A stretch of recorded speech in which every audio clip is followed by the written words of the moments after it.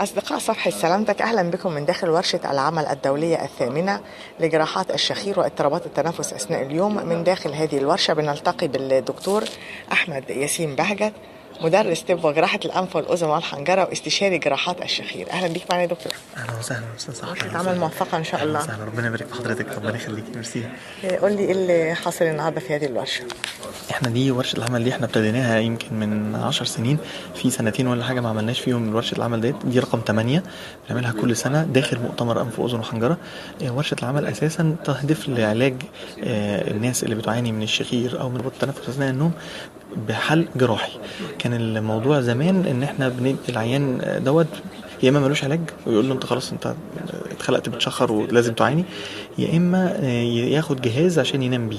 ولكن ابتدت الجراحات تظهر، يمكن الجراحات ظهرت في الثمانينات، بس كان في عمليه واحده بس اللي بتتعمل والناس كلها كانت بتعملها.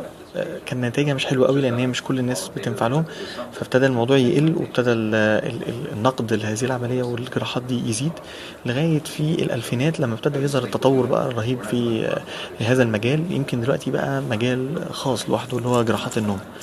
وورشة العمل احنا بنعملها كل سنة، بنحرص يعني هو رئيس الورشة هو دكتور ياسين سليمان بهجت.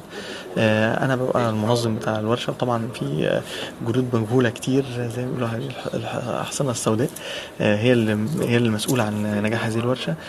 كل سنة بنهدف ان يكون معانا مش اسكندرية بس، عشان ما يبقاش الموضوع في اسكندرية فقط، في كل الجامعات المصرية، القصر العيني، الزقازيق، المنصورة، مش عايز انسى بس حد من الجامعات، بس كل الجامعات المصرية بتشارك بقوة في هذه ورشة العمل. يمكن دكتور ياسين من اوائل الناس اللي ابتدت تتكلم على هذه الورشة في 2001، ولكن ابتدى الموضوع يزيد اهتمام الناس وابتدى الابحاث تظهر من كذا جامعة، وبالتالي ابتدى التعاون يزيد لغاية لما عملنا الجمعية المصرية، والجمعية ابتدت هي بقى تتبنى هذه ورش العمل. كل سنة برضو بنحرص يكون معانا حد من international speakers اللي هم المتحدثين الدوليين من كل دول العالم المسؤولين عن هذه الجراحات. زي السنة دي عندنا بروفيسور بول هوف من ميشيغان من أمريكا، وبروفيسور ريكاس أجروال من مومباي من الهند. دول أكبر 2 في بلادهم بيمارسوا هذه الجراحات وبيشوفوا هذا الكم الهائل من العيانين، فبيبقوا عندنا عشان يقولوا لنا ايه اخر حاجه توصل ليها العلم في هذا الموضوع، ايه اخر النتائج. هم ممكن يكونوا بيشوفوا حالات اكتر، بيجربوا تقنيات احدث، فاحنا بنقدر نبقى ابديتد ونتعلم منهم اول باول. يعني انتوا حريصين كمان ان انتوا بيكون مشترك معاكم تخصصات مختلفه، يعني مش بس يعني انا قابلت الدكتور عبد المنعم ربيع تخصص صدر.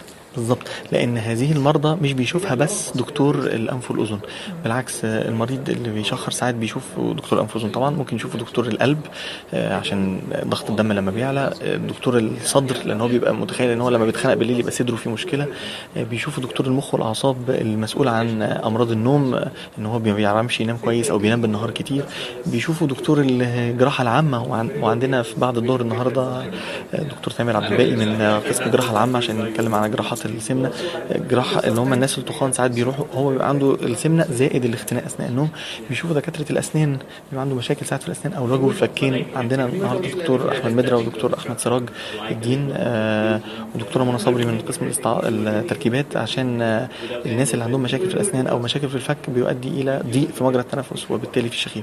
فاحنا برضو في الاخر مش احنا بس اللي بنعالج الناس دول، بس الهدف من الكورس او من الورك شوب ان ورشه العمل الناس تبقى طالعه عارفه مين الناس اللي ينفع يتعمل له عمليه وبالتالي يدي نتيجه كويسه، ومين الناس اللي ما ينفعش يتعمل له عمليه، مين اللي يتبعت لدكتور الصدر، مين اللي يتبعت لدكتور المخ والاعصاب، مين اللي يتبعت لدكتور جراحه السمنه، مين اللي بيتبعت لدكتور الوجه والفكين، وبالتالي نحسن نتائج الجراحات. لو احنا عملنا نفس العمليه لكل العيانين هيبقى عندنا نفس الفكره اللي حصلت في اول الالفينات، ان العمليه دي هتبتدي نسبه نجاحها هيقل، هتتلغى، الناس هتبدا تنقد هذه الجراحات، فده مش صح. احنا الصح اللي عايزين نوصل له امتى نختار العيان دوت يعمل العمليه الفلانيه، وامتى العيان دوت ما ينفعش يعمل العمليه الفلانيه ونوديه فين، عشان نبقى حتى عارفين.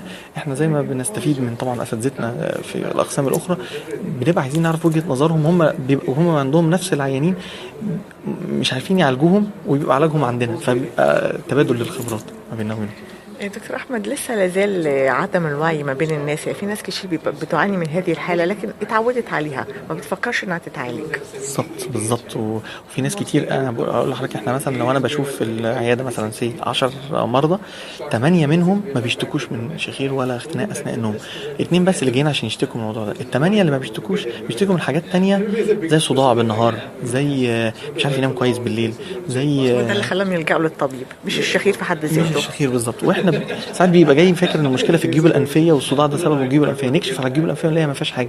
ولما بالكشف زي ما بنقول في ورشه العمل ازاي تعرف العيان غالبا يكون هو عنده اختناق اثناء النوم او بيشخر، نكشف عليه نقول له حضرتك بقى بتشخر وكده، يبدا يقول فعلا هو ده مرض ولا ايه، انا ما اعرفش، هو جاي يشتكي من حاجه تانية خالص.